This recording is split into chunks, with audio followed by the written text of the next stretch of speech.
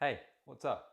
Craig here for the Tropical Tribe, and in this video I'm going to show you some seeds that I sowed a few weeks back and show you how they're progressing now.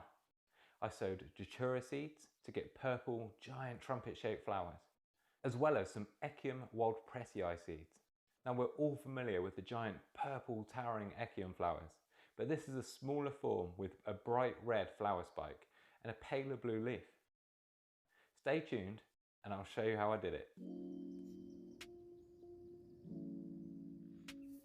I bought these Echium wildpretii seeds from Mike Clifford, and if any of you don't follow him on Instagram, here's his username. He is worth a follow. He grows so many exciting plants.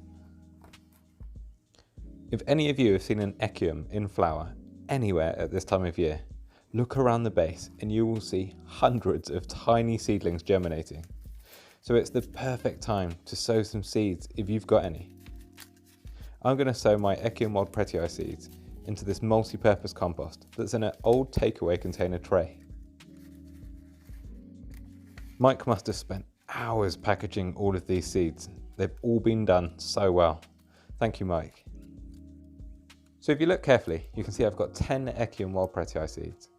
Luckily, they're not too small, so sowing these seeds shouldn't be too much of a fiddly job. Now in theory, Echiums shouldn't be difficult to germinate. As long as they've got the right conditions and the right compost, you'll be fine. That's why seedlings pop up everywhere outdoors.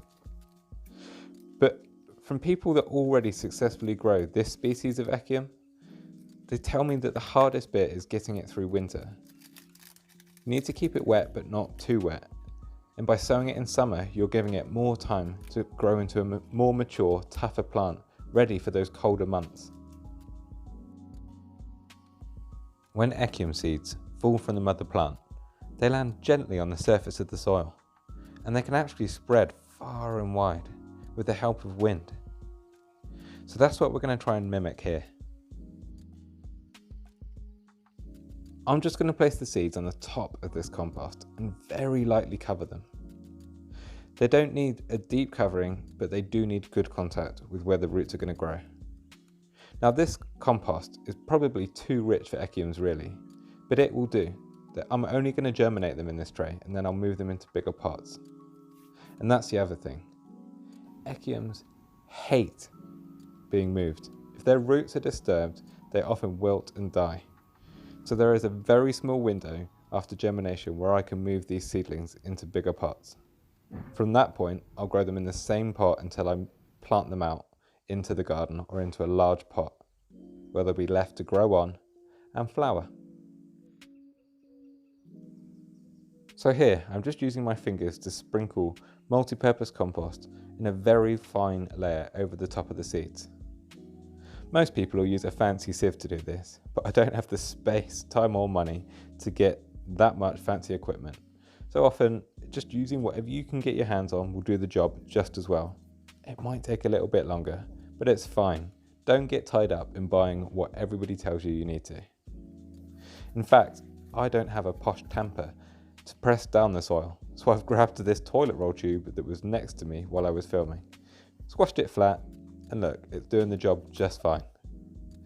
I don't have to get fancy with this. We all know it's probably going to work, and if it doesn't, it probably wasn't the toilet roll tube's fault. Again, because I'm a fan of using whatever I can get my hands on, I'm using this old Magnum lollipop stick as a plant label. It's important to label the plants if you're going to start growing things from seed, because a lot of seedlings look very similar, and if you grow a lot of different plants, believe me, you will start to forget what you sowed in what pot and what tray. And we don't want that headache. Label your plants. Echium seeds don't need extra light or heat to germinate, so I'm just going to move the tray into this cold frame, which again is that old stick insect enclosure that I've recycled, and it seems to be functioning really well as a cold frame for me. Okay, with the Echium sown, I can move on to my Datura seeds, which are just labelled as Datura Purple. Again, these are off of Mike Clifford's seed list. Seriously, if you don't follow him, go check him out. Let's see how big the seeds are for these. Not too bad. I always dread opening a seed packet and seeing tiny dust-sized seeds because I know it's going to be hard work to sow them. This is my sort of seed size, nice and easy. Each of these pots is filled with the same multi-purpose compost, and I'm going to put one seed per pot and just press it down into the surface of the soil. These seeds can go slightly deeper than the Echium seeds, and Datura grow really fast.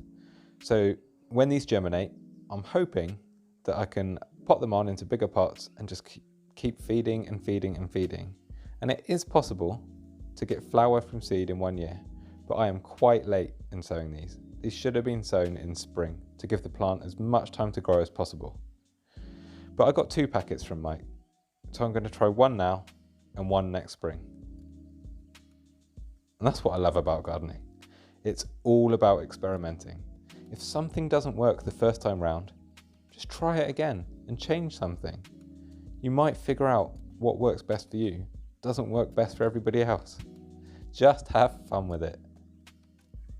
So with each of the seeds in its individual pot, it's time to do the all-important labelling, which means that I got to enjoy 2 magnums to make this video.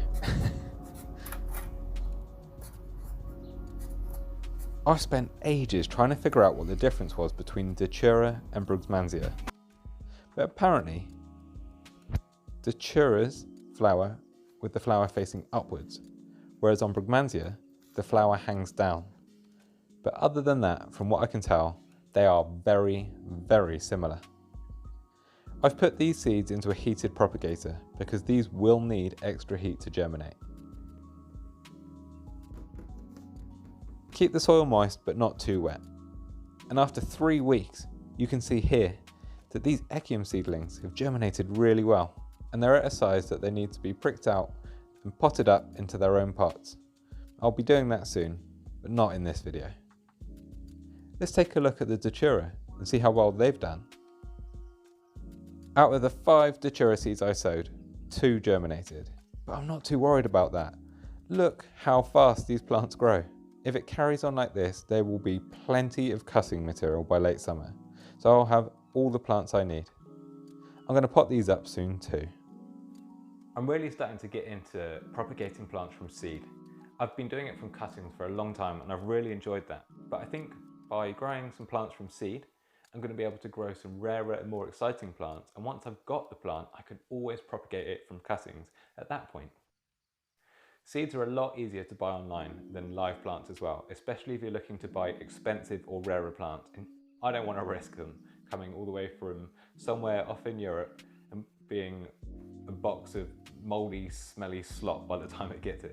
So seeds is something I'm going to do a lot more, probably spring next year, and I will keep you all in the loop and show you all of my progress there. And there might be another exciting update by spring next year where I might have some more space to grow seeds. Thank you so much for watching. I will keep you updated on all the plants you've seen in this video, and if you liked it, hit subscribe and I will see you all next week.